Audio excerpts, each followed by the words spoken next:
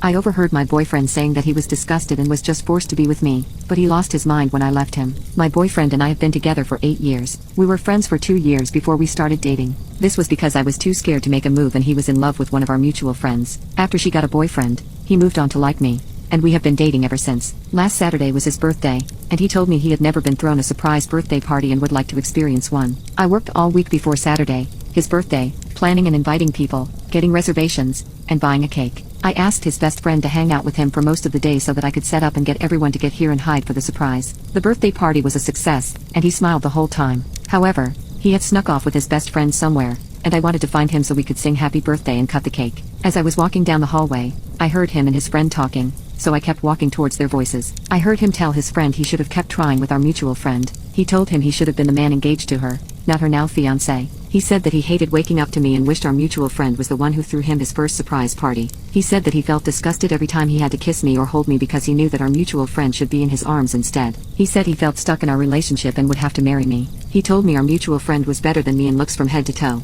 He said, she was the most gorgeous girl I've ever seen. This wrecked me. I returned to the party and told everyone I couldn't find him and that we would have to wait for him to return. When he returned, he hugged and kissed me on the head and told me he loved me. I didn't want to ruin his party, so I went along. He doesn't know that I know he doesn't honestly love me. I've just been going along with everything. I don't want to break up with him. I just want to know how to make him fall in love with me. I don't know what I did to make him so unhappy, so I would like to know how to make my boyfriend fall in love with me. Should I just give up on our relationship? He is the first boyfriend I've ever had, and I'm scared to start dating again at my age. Update: a month has passed, but I can't get what he said out of my head. I knew I couldn't stay in a relationship where I wasn't truly loved or valued. I decided I deserved better. So, while he was out, I packed my things. I left a note on the kitchen table explaining that I had overheard his conversation and understood how he felt. I wrote that I loved him enough to let him go and find his happiness, even if it wasn't with me. I wished him well and hoped he would find what he wanted. He called me repeatedly, but I didn't answer. He visited my friends and family to find out where I had gone, but no one would tell him.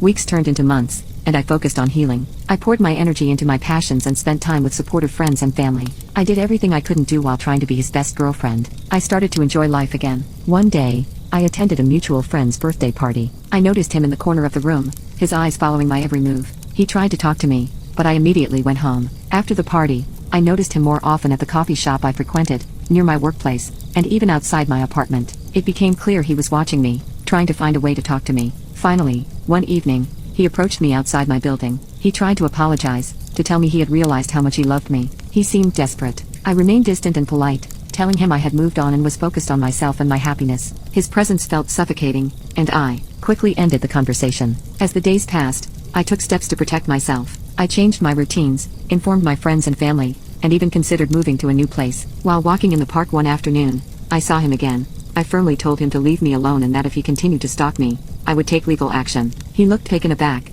but I stood my ground. He was crying, but I went home after that. I don't know where he is now, but our mutual friend told me he moved states away. I genuinely wish that he moves on.